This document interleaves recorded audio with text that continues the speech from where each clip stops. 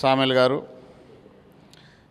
ఈ యొక్క కార్యక్రమానికి ముఖ్య అతిథిగా విచ్చేసినటువంటి మేధావి మన యొక్క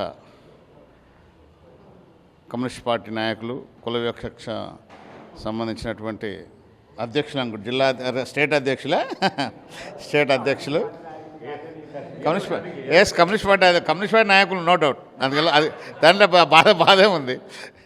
అయితే ఇక్కడ ఉన్నటువంటి మా పెద్దలు గౌరవనీయులు మారన్న గారు, సత్తన్న గారు, ఇక్కడ విచ్చేసినటువంటి పార్టీలకు అనుబంధంగా ఉన్నటువంటి నాయకులు, ఇక్కడ ఉన్నటువంటి డివైఎఫ్ఎస్సిఐటియు మహిళా సోదరిమణులు, పాత్రికేయులు, ఇక్కడ విచ్చేసినటువంటి అందరికీ పేరు పేరున నమస్కారాలు తెలియజేసుకుంటూ, సోదరులారా, మొన్న జరిగినటువంటి సంఘటన చాలా బాధాకరమైనటువంటి సమస్య. అయితే ఇంకా ఈ భారతదేశంలో 75 సంవత్సరాల స్వాతంత్రం వచ్చినాక కూడా, మేము పుట్టినప్పుడు కూడా స్వాతంత్రం వచ్చినప్పుడు ఇంకా చల్లగా ఒడిదిల్తున్నాయి కులాలు, మతాలు, వర్గాలు, ప్రాంతీయ తత్వాలు, ఉపకులాలు ఇంత చల్లగా ఒడిదిల్తున్నటువంటి సందర్భాలలో మనం ఈ ఘటనలు చూస్తూ ఉన్నాం. అనేకం ఇంకా ఐక్యమవుతారేమో అని చెప్పి అంబేద్కర్ సంఘాలను ఏర్పాటు చేసుకున్నాం. అనేక ప్రజా సంఘాలను ఏర్పాటు చేసుకుంటూ ఉన్నాం. ప్రజా సంఘాలలో అవేర్నెస్ వస్తుంది అనుకున్నాం. అంబేద్కర్ సంఘాల ద్వారా అవేర్నెస్ వస్తుంది అనుకున్నాం. శూన్యం. ఇంకా కులాలే కాకుండా ఉపకులాలు చల్లగా వదిలుతూ ఉన్నాయి. భారతదేశంలో ఉన్నటువంటి పరిపాలకులు, అడ్మినిస్ట్రేషన్ అనుభవిస్తున్నటువంటి సుప్రీం కోర్టులు కూడా కులాలకు, ఉపకులాలకు చాలా నూరిపోస్తూ ఉన్నారు అమృతం. ఎక్కడండి బీదరికం, ఎక్కడండి ధనవంతులు ఎవరు, బీదరికం ఎవరు? వారిని గుర్తించి ధనవంతులను, బీదవాళ్ళను గుర్తిస్తే బీదవాళ్ళు ధనవంతుల లోపల అవేర్నెస్ వచ్చేసి సామాజిక స్పృహ ఏర్పడి, నాకొక భార్య కావాలని పురుషుడు, నాకొక భర్త కావాలని చెప్పి స్త్రీ కోరుకున్నటువంటి సమాజం రావాలని చెప్పి కోరుకుంటూ ఉన్నాం. ఎక్కడ పోతుంది మన సామ్రాజ్యం? ఏమైపోతూ ఉంది మన దేశం? ఎక్కడ పోయిన ఈ సంఘాలన్నీ ఏం చేస్తూ ఉన్నాయి? ఇంతో అంతో నాకు తెలిసిన కాడికి కమ్యూనిస్టు పార్టీలల్లో అవేర్నెస్ వచ్చి జ్ఞానంతో నాకు ఒక భర్త కావాలి అని ఎన్నుకున్నటువంటి శక్తి సామర్థ్యాలు కలిగినటువంటి స్త్రీ ఈ పార్టీలలో చూశాను నేను. అదేవిధంగా పురుషులను కూడా నాకు ఒక స్త్రీ కావాలా, ఏ కులమన్నా కానీ ఎవరన్నా కానీ అనవసరం విషయం అని చెప్పి కోరుకున్నటువంటి పరిస్థితి నేను చూశాం. మేము చదువుకుంటున్నటువంటి పరిస్థితులలో, మేము డిగ్రీ చదువుతున్నటువంటి పరిస్థితులలో మనకు కనపడుతున్నటువంటి మనకందరికి తెలిసినటువంటి విషయాన్ని తెలుపుతా. ఈటల రాజేంద్ర అంటే అయినా మా ఎంబడి మేమందరం కలిసి ఆర్గనైజేషన్లో ఒక సామాజిక కమ్యూనిస్ట్ పార్టీ సంబంధించినటువంటి లెఫ్టిస్ట్ పద్ధతిలో పనిచేసేవాళ్ళు. అతను ముదిరాజ్, తను చేసుకున్నటువంటి రెడ్డమ్మాయి చేసుకుందాం అనే వరకు అంత తిరిగినా కానీ వాళ్ళన్న మధుసూదన్ రెడ్డి అని ఉండి, ఆయన మాకు పెద్ద లీడర్ ఉండే పీడిఎస్లో. అతను ఏమన్నట్టు తెలుసా? అన్న ఏమంటావు అంటే, ఏమనేది లేదు, మా చెల్లి ఇష్టమైంది, పెళ్లి చేసేస్తానే ముందు చేస్తున్నాడు ఆయన. అంటే సామాజిక స్పృహ వచ్చింది వాళ్ళ లోపల. వాళ్ళ తమ్ముడు నరేందర్ రెడ్డి ఒప్పుకోలే. అన్న మనం రెడ్డిలంగానే ముద్దురాజు కదంటే, ఏ రాజు అయితే ఏంద్రా ఆయన రాజరికం 4 రోజులు బతకాల పోవాలని చెప్పి మధుసూదన్ రెడ్డి అన్నాడు. ఒకటి అయ్యారు, పెళ్లి చేసినాం, ఉండి చెల్లి చేసినాం. అదే ఇంకా మా రోజు వీరన్న ఆయన చారి కొత్తగూడ తొంగదూరు దగ్గర ఊరు, ఆయన మాయంబడి మాయంబడి ఉద్యమాలు చేస్తూ ఉండు.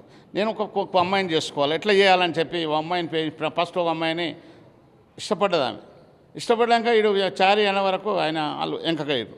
తర్వాత పోయిండు, గౌడమ్మాయిని పెళ్లి చేసుకుని పోయిండు. మేముందు పెళ్లి చేసినాం. క్యాస్ట్, ఈ క్యాస్ట్ వేరే, ఆ క్యాస్ట్ వేరే కదా. బీసీలల్లో ఆ పరిస్థితి ఏర్పడింది. ఎస్సీలల్లో తుర్గగూడలో ఒక రెడ్డి అమ్మాయి, అదే ఊరికి సమయం రెడ్డి మాలబ్బాయి పెళ్ళిళ్ళు చేసినాం. సమాజం మంచిగా నడుస్తూ ఉంది. నా ఉద్దేశం ఏంటంటే, అమ్మాయికి అబ్బాయికి ఇష్టమైనప్పుడు వాళ్ళని ఒప్పించి ఓకే అని పెళ్లి చేసుకుంటే సంతోషం తప్ప, ఈ కిరికిరి పంచాయతీలల్లో ఈ మతం మతం మతం మతం బంకలాగా పెట్టినప్పుడు కులం కులం కులం బంకలాగా ఉన్నప్పుడు పెళ్ళిళ్ళు చేసుకోకూడదండి. ఏ టైంలో ఎవరికి ఏమవుతుందో తెలియదు. ఎప్పుడు తాగినప్పుడు తిన్నప్పుడు దోస్తాన్లో పోయి ఏం చేశారే నా చెల్లెనికి ఎక్కపోయినరా చూసిండ్రా అని చెప్పి అంటే ఎవరికి ఏ టైం వద్దో ప్రేమించి మంచిగా పెళ్లి చేసుకొని సంసారం నడుస్తున్న సమయాలలో ఆ టైంలో కత్తి తీసుకొని కటక్కన కోసేస్తే ఏమవుతుంది? వాళ్ళ జీవితం ఏం కావాలా? సిగ్గులేని వీరు పరమేశ్ అంటూ ఎవడో తన అక్క ముందుగాల పుట్టింది, ఈయన ఈడు పుట్టినప్పుడు ఈయన ముడ్డి గడిగింది, ఈయన మలమూత్రాలు తీసింది, ఎత్తుకున్నది పెంచేది పెద్ద చేసింది, చంపేటప్పుడు కొట్టేటప్పుడు కళ్ళకు నువ్వేమైనావురా అన్న రాక్షసుడా? ఇంతనన్నా ఆలోచన లేదా? నా అక్కని నేను చంపుకుంటున్నా, నా తోడబుట్టి అక్కని చంపుకుంటున్నా అనేటువంటి కొంచెమన్నా ప్రేమలు లేవా? కాబట్టి ఏమైపోతుంది? కులాలను ప్రోత్సహించే వాళ్ళు, మతాన్ని ప్రోత్సహించే వాళ్ళు కూడా నా దృష్టిలో పెద్ద నేరస్తులే అని చెప్పి అంట. పెద్ద నేరస్తులు ఆ కొడుకులే, ఆ మూర్ఖులే అని అంట నేను. కులం కులం ఏం పెట్టింది మీకు దర్శనం కాడికి ఇప్పటి వరకు చెప్పండి. దాని విషయంలో అవసరమైతే చెప్పేది చెప్పండి. కులం ద్వారా ఏం లాభమో చెప్పాలా, మతం ద్వారా ఏం లాభమో చెప్పాలా, ఉపకులం ద్వారా ఏం లాభమో చెప్పాలా. లాభాలు నష్టాలు అనేది ఓ పొని కూలిపోతే కూలిస్తాడు, అది తీసుకొచ్చుకుంటాం, అన్నం వండుకుంటాం, తింటాం, పంతాం, దానివల్ల లాభం తింటున్నాం, పంతున్నాం. నీ కులం ద్వారా ఏం లాభం వచ్చింది చెప్పండి, మతం ద్వారా ఏం లాభం చెప్పండి. అమ్మాయికి ఇష్టం ఉంది, అబ్బాయికి ఇష్టం ఇద్దరు పెళ్లి చేసుకుంటే, అరే నా అక్కను ఓ ఊరికి ఇస్తే విడుదలయ్యి మళ్ళీ బతుకు ఎట్లా ఓటు చేసుకుంటాడు అని బాధపడుతున్న సమయాలు, ఆ సమయం ఉండాలి నీకు ఉండాలి హృదయంలో.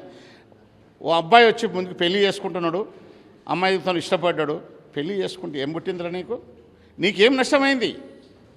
అక్క నీ కాలు మొక్తాను వాళ్ళని చేసుకోక అక్క, నేను అబ్బాయిని చూసినాం మేము, ఇక అక్కని చేసుకో అక్క అని చెప్పి అని బతిలాడుకో. లేకపోతే ఒప్పి అమ్మాయిని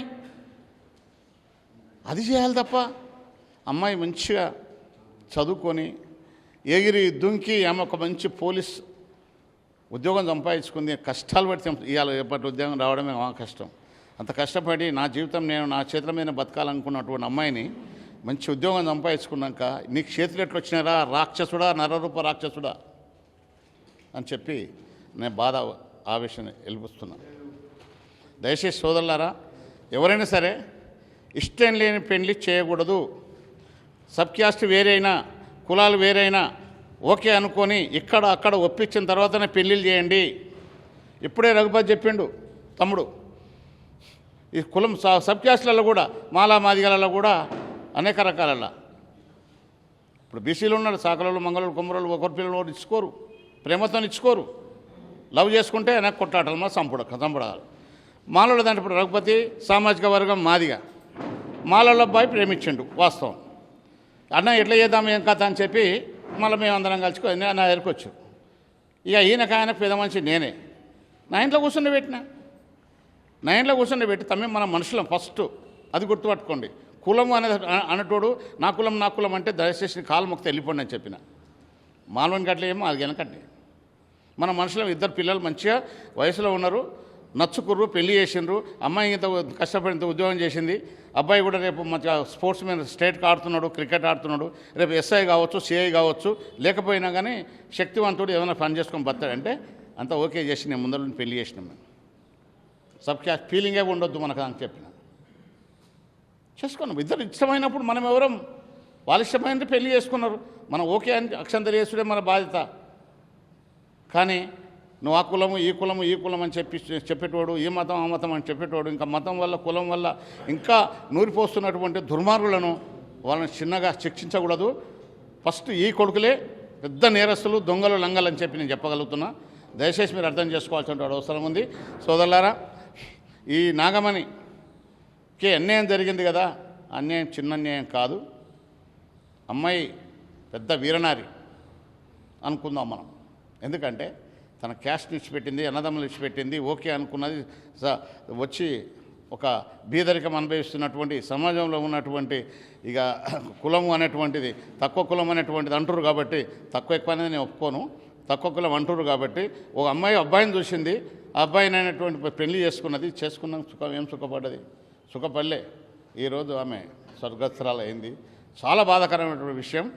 కాబట్టి మనం అందరము ఆమె ప్రగాఢ సానుభూతిని తెలియజేసుకుంటూ ఇటువంటి ఘటనలు ఎక్కడ ఎప్పుడు జరిగినా కానీ ఎప్పుడు జరిగిన కులం వల్ల మతం వల్ల ఈ సబ్ క్యాస్ట్ వల్ల జరిగినటువంటి దాన్ని ప్రోత్సహించినటువంటి మూర్ఖుల దుర్మార్గుడు ఎవడని ఉంటే కూడా వాడిని ఖండించి వాని ఖచ్చితంగా వాళ్ళపైన అత్యంత చర్య తీసుకోవాల్సిందే కోరుకుంటూ ఇప్పుడు ఎవడైతే ఇప్పుడు పరమేశ్ అంటోడు ఉన్నాడు కదా, ఆ పరమేశ్ అంటోనికి ఎలాంటి శిక్ష, సామాజిక శిక్ష కూడా అవసరం. వాళ్ళు అడ్మినిస్ట్రేషన్ ప్రకారం సెక్షన్ల ప్రకారం వానికి ఏ శిక్ష చేస్తారో ఏని చూద్దాం.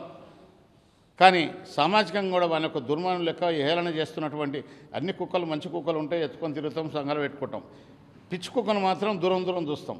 కాబట్టి అలాగా మనమందరం వెలివేయాల్సినటువంటి అవసరం ఉంది అటువంటి దుర్మార్గులను.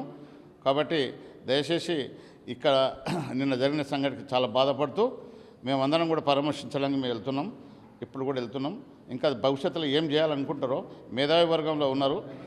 మనకంటే చిన్న మన స్కైలాబ్ బాబు ఇక్కడ ఉన్నటువంటి అలాంటిలా వయసులో నాకంటే చిన్నోడైనా నాకంటే పెద్దోడు, దేంట్లో తెలివిలా. కాబట్టి ఆ తెలివి కల మనుషులు చాలా ముఖ్యమైన మనుషులు. అటువంటి వాళ్ళు పెద్దవాళ్ళు, ఆ తెలివైన వాళ్ళు ఏం చెప్తారో ఆ చెప్పినటువంటి మాటలను మనం పరిగణలోకి తీసుకొని భవిష్యత్ కార్యక్రమాన్ని నిర్వహిస్తారని చెప్పి కోరుకుంటూ ఈ అవకాశం ఇచ్చిన మీ అందరికీ పేరు పేరున ధన్యవాదాలు తెలియజేసుకుంటూ ముగించుకుంటున్నాను. Thank you.